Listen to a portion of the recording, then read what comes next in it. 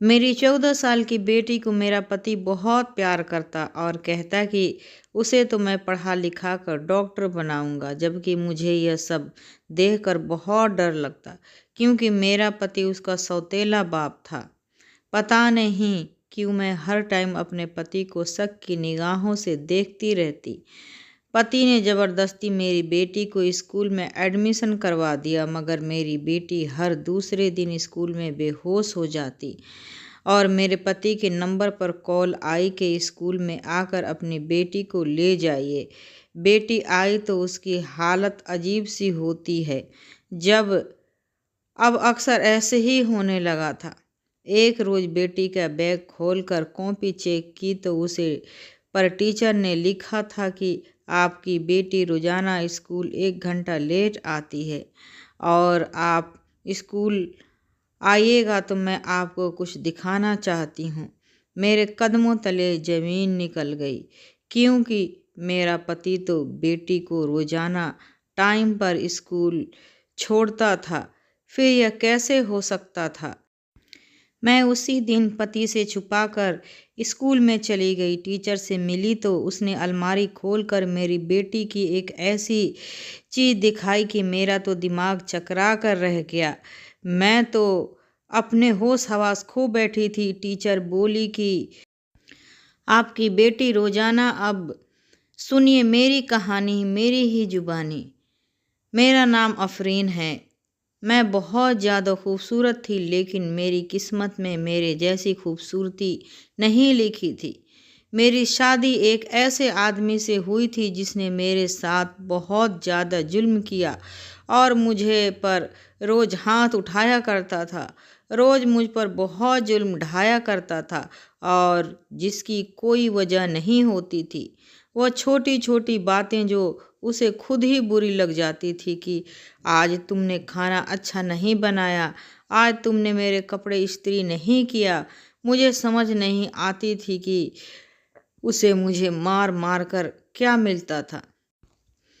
मेरी शादी जब हुई थी और मुझे यह समझ आ गया था कि बेटा जब तुम जिस घर में जा रही हो उस घर से मेरी लाश ही निकलनी चाहिए, इसीलिए मैंने किसी को भी कुछ नहीं बताया कि मेरे साथ वहाँ पर क्या हुआ है और क्या होता है।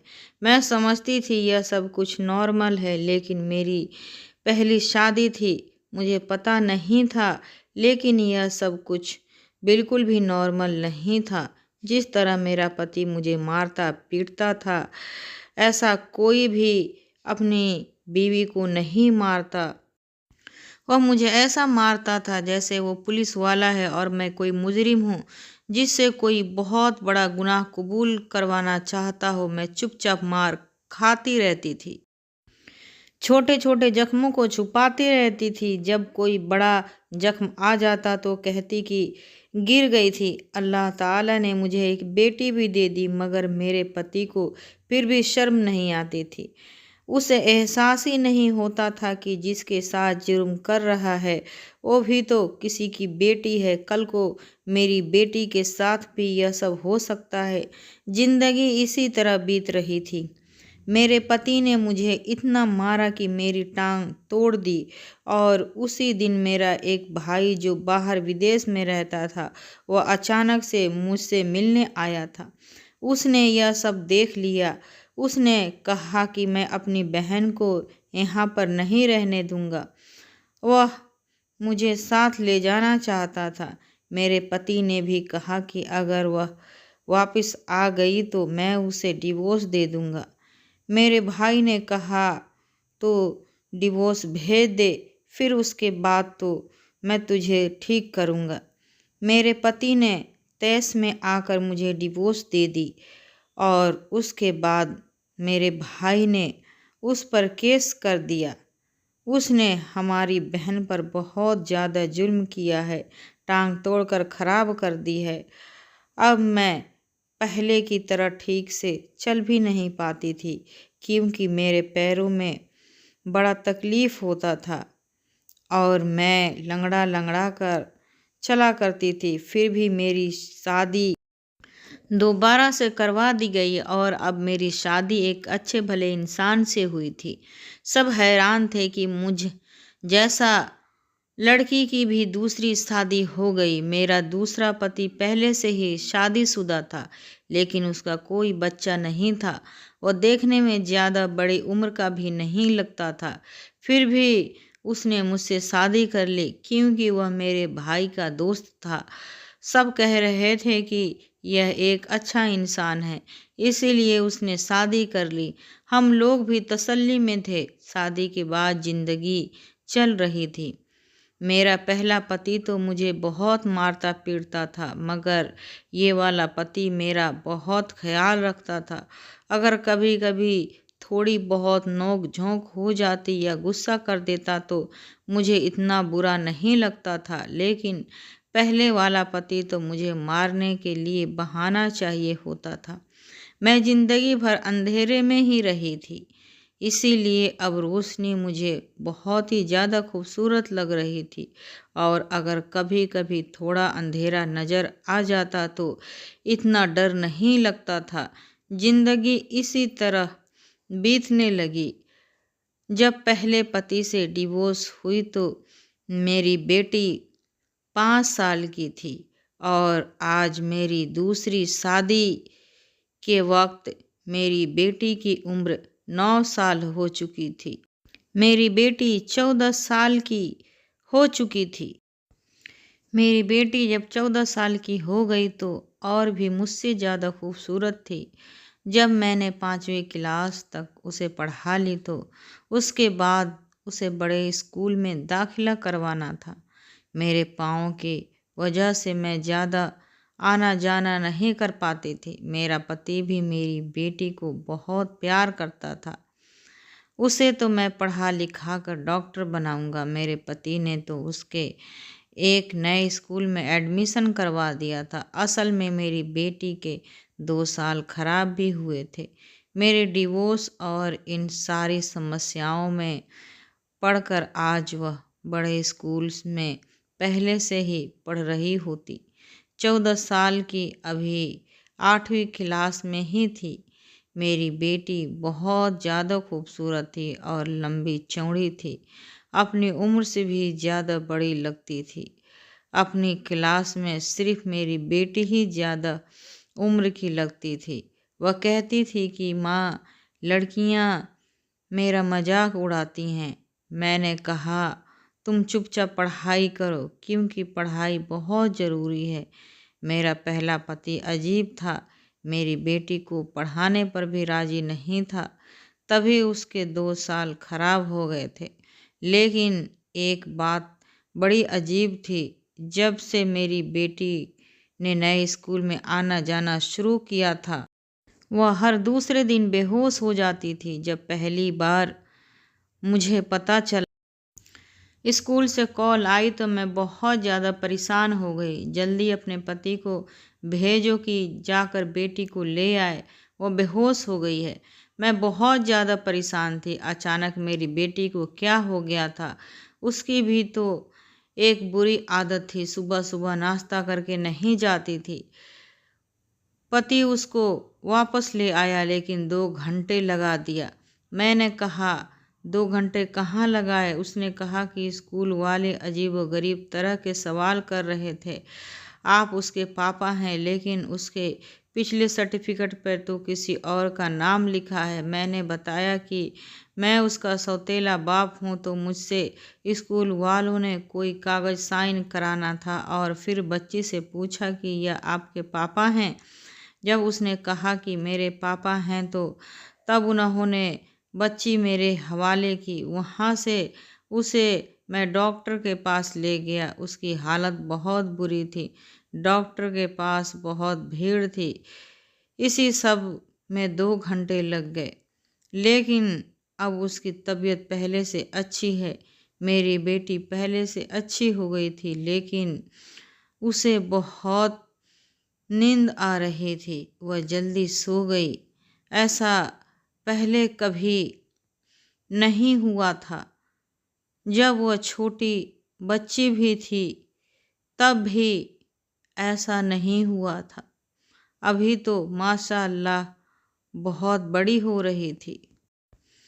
असल परेशानी मेरी तब शुरू हुई जब अगले हफ्ते भी यही हुआ। दोबारा से जब मेरी बेटी को मेरे पति ने डॉक्टर के पास ले गए थे। इस बार भी मेरा पति मेरी बेटी को लेने के लिए गया। पति ने कहा कि डॉक्टर ने कहा कि कमज़ोर है, उसको खून की कमी है, इसको अच्छी खुराक दें।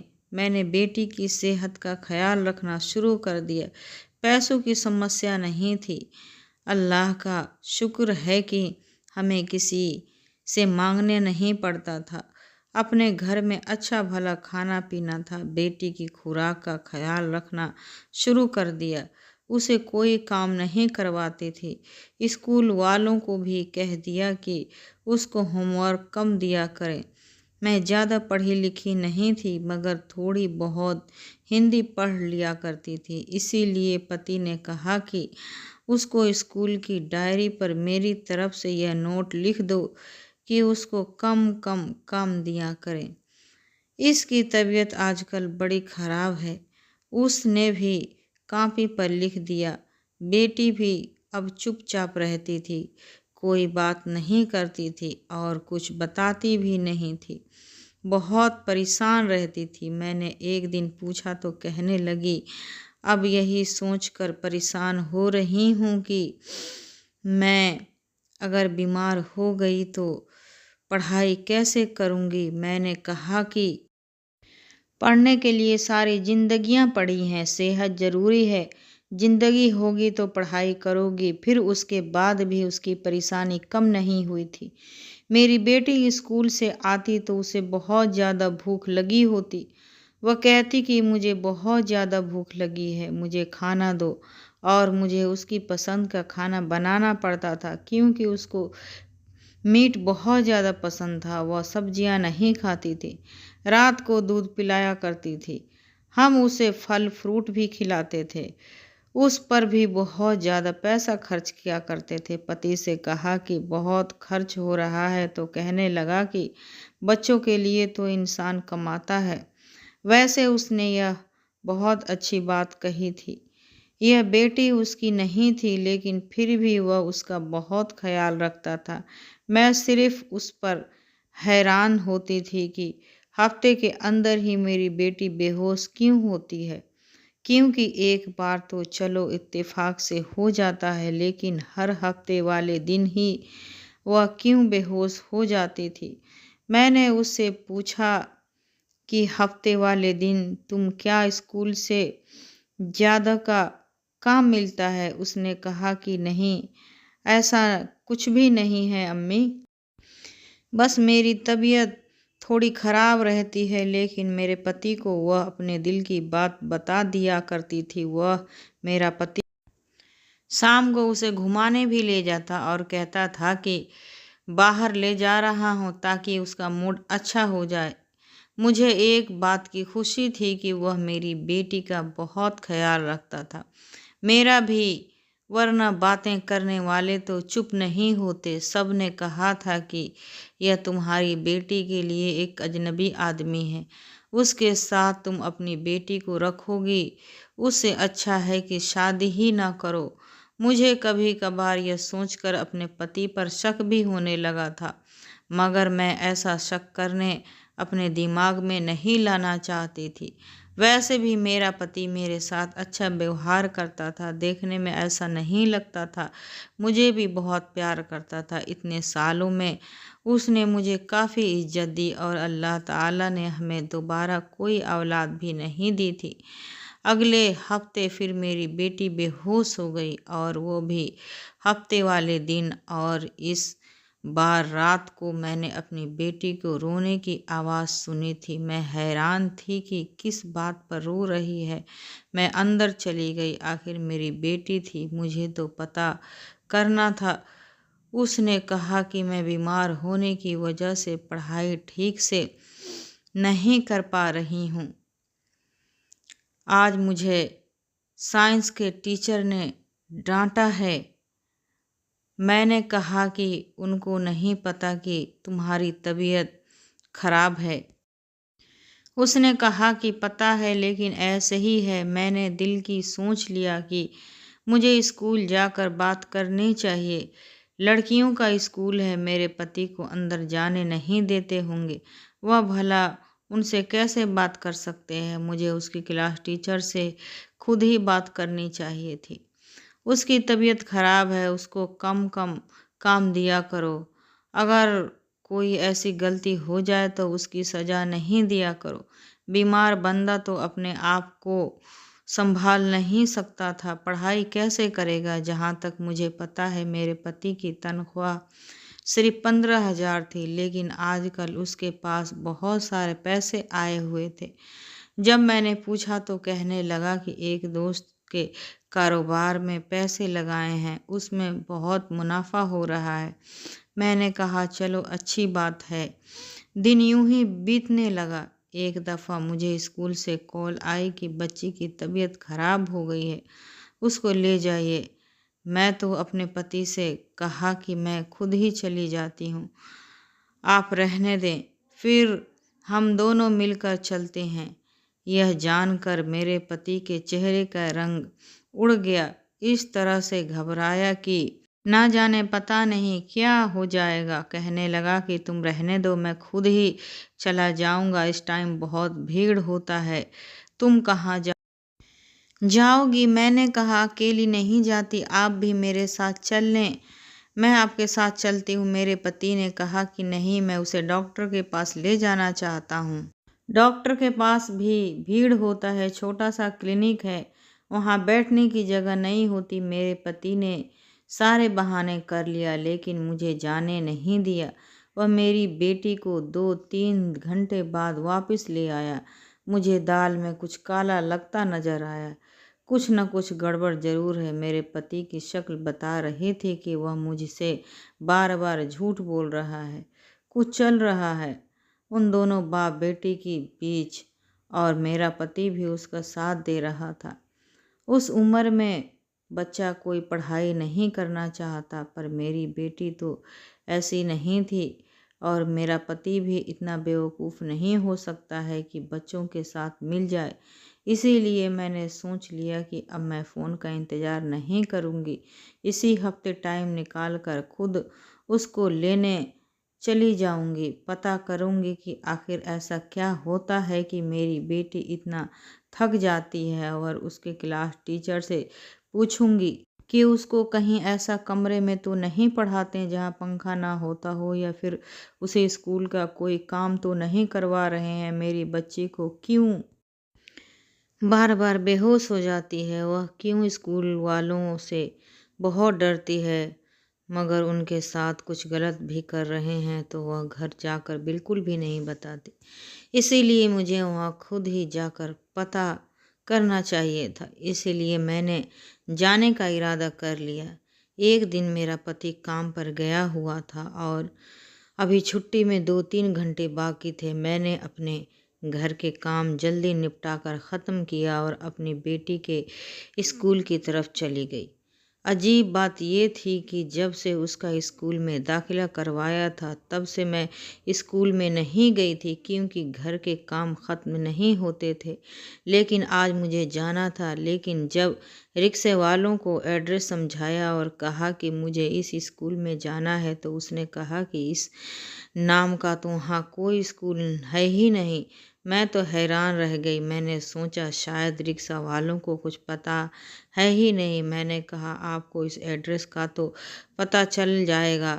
तो कहने लगा जी हाँ, मैं कहाँ, बस मुझे इसी एड्रेस पर उतार देना। स्कूल तो मैं खुद ढूंढ लूँगी। रास्ते में मैं सोचे जा रही थी कि एक रिक्शे वाले को तो पूरे इलाके को पता होना चाहिए, लेकिन ये क्या किस तरह का रिक्शा वाला है कि जिसको कुछ पता ही नहीं है। और वहाँ पहुँची तो गली के मेरे ध्यान में आया कि शायद 15 अगस्त तो आने वाली है, इसीलिए किसी फंक्शन की तैयारी हो रही होगी, क्योंकि स्कूल में फंक्शन होते रहते हैं। लड़कियां इसी तरह के गानों पर डांस वगैरह परफॉर्म करती रहती हैं, और फिर इस तरह से कोई ना कोई फंक्शन होता होगा। और अभी वैसे भी 15 अगस्त आने वाली थी, लेकिन मुझे ये नहीं पता था कि मेरी बेटी कि क्लास कौन सी है। अब मैंने सोचने लगी कि मुझे कोई लड़की मिल जाए तो मैं उसे पूछूं कि मेरी बेटी की क्लास कौन सी है। मुझे कोई भी वहाँ पर लड़की नज़र नहीं आ रही थी। फिर मुझे एक औरत नज़र आई जिसने बड़े वहियात कपड़े पहने हुए थे, बहुत ढेर सारा मेकअप किया हुआ था। मैं उसे देखकर हैरान रह गई। उसने कहा कि किससे मिलना है आपको। मैंने कहा कि मुझे जैस्मीन की क्लास कौन सी है। तो कहने लगी, कौन सी क्लास के बारे में पूछ रही हो दीदी। मैंने कहा कि जैस्मीन कहाँ है, आपको पता है। वह कहने लगी कि जैस्मीन जो गोरी गोरी सी लड़की है जिसके गाल पे तिल है। मैंने कहा हाँ हाँ वही तो। कहने लगी अभी बिज़ी है। मैंने सोचा शायद कोई क्लास चल रही है। फिर मैंने कहा अच्छा आप उसे बुला दीजिएगा। उसने कहा कि आधे घंटे बाद वो खुद ही फ्री होकर आ जाएगी। आप उसकी क्या लगती हैं। मैंने कहा मैं उसकी माँ हूँ। और वह औरत कहाँ से हंसती हुई चली गई। नहीं, वह मुझ पर हंस क्यों रही थी। थोड़ी देर बाद मुझे कुछ अजीब सी आवाज़ आने लगी।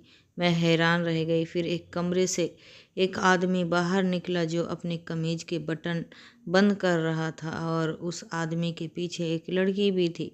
मेरे कदमों तले से ज़मीन निकल गई, क्योंकि वह लड़की कोई और नहीं बल्कि मेरी बेटी जस्मीन थी। मैं हैरान रह गई और एक झटके से मुझे समझ आ गया कि यह कोई स्कूल नहीं बल्कि एक तवाइफ खाना था। मेरी बेटी मुझे देखकर बहुत ज़्यादा घबरा गई। उसने सर झुका लिया। मैंने उसे पकड़ लिया और कहा कि क्या हो रहा है, तुम यहाँ क्या कर रही हो, यह सब क्या हो रहा है।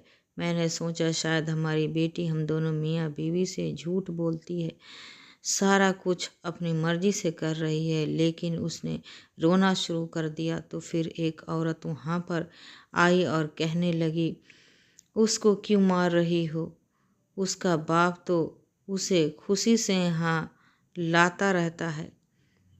और फिर उसने मुझे सारी कहानी सुनाई।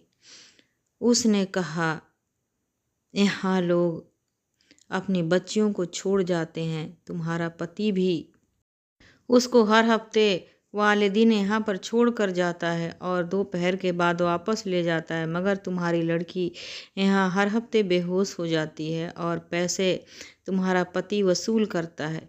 तुम्हारे पति ने घर का नंबर भी दिया हुआ था और कहा था कि मेरी बीवी को शक ना हो, बस तुम इस तरह से बात करना, मैं खुद समझ जाऊंगा। उसने तुमसे झूठ बोला है, लेकिन उसने हमें कहा था कि तुम उसकी माँ नहीं हो और यह उसकी अपनी बच्ची है। वह अकेला ही है इस बच्ची का मालिक है। मैंने कहा वह झूठ बोलता है, उसका बाप नहीं है बल्कि एक कसाई है। अगर बाप होता तो उसके साथ ऐसा थोड़ी ही करता। इस बात पर हंसने लगी और कहने लगी कि नहीं, ऐसी बात नहीं है। यहाँ पर ऐसी भी लड़कियाँ आती हैं जिनको उनके अपने माँ बाप छोड़ कर जाते हैं। यह सब गरीबी की वजह से करते हैं। लेकिन अगर तुम्हें बस इस बात का पता नहीं था तो उसमें हमारी कोई गलती नहीं है। अपनी बेटी ले जाना है तो ले जाओ और अगले हफ्ते उसे टाइम से ज़रूर भेज देना। तुम चुप हो गई, लेकिन मैं उन लोगों के मुंह नहीं लगना चाहती थी। मेरा मुजरिम तो मेरा पति था। मैं घर नहीं गई बल्कि सीधा पुलिस थाने पहुंच गई थी और उनको सब कुछ बता दिया। उनको ये भी बताया कि इस जगह स्कूल के नाम पर कौन सी गंदा कारोबार चल रहा है। अपने पति पर भी केस कर दी। मेरा पति मेरी बेटी को वहाँ पर भेजता रहा और सारा कुछ जो मुझे पता चला मैंने उनको बता दिया। किस्मत से पुलिस का बड़ा ऑफिसर खड़ा था जिसने मुझे देख लिया और मैं उसको भी सब कुछ बता दिया। उसने जल्दी से वहाँ पर इंक्वायरी भेजी उन सब लोगों के साथ साथ मेरे पति को भी हिरासत में ले लिया गया। मेरे पति की अपनी बच्ची होती तो क्या ऐसा करता। उसने अपना सर झुका लिया और कहा कि मेरे अंदर शैतान जाग गया था। मैंने कहा, तुम्हारे अंदर शैतान नहीं आया था, बल्कि तुम खुद शैतान हो। उसने कहा कि यह केस वापस ले लो, भले ही मुझे अपने हाथों से कोई सज़ा दे दो। मेरे साथ नहीं रहना है तो मत रहो, लेकिन केस वापस ले लो। मैंने कहा, मैं केस वापस नहीं लूँगी। तुम भी उनके गिरोह के साथ में शामिल हो गए थे।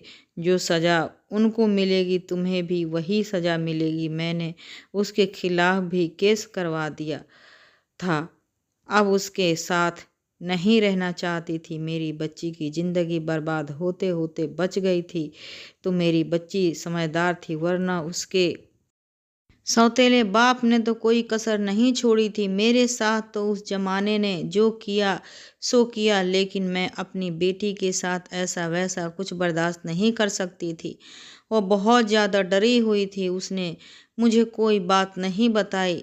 हमने वो मोहल्ला भी छोड़ दिया और अपने पति से डिवोर्स भी ले ली। उसके बाद अपने भाई के घर दूसरे मोहल्ले में चली गई, जहाँ मेरी बेटी के बारे में कोई भी नहीं जानता था। वैसे तो इस बात के बारे में किसी को पता नहीं चला और मैंने किसी से भी कोई जिक्र भी नहीं करना चाहती थी।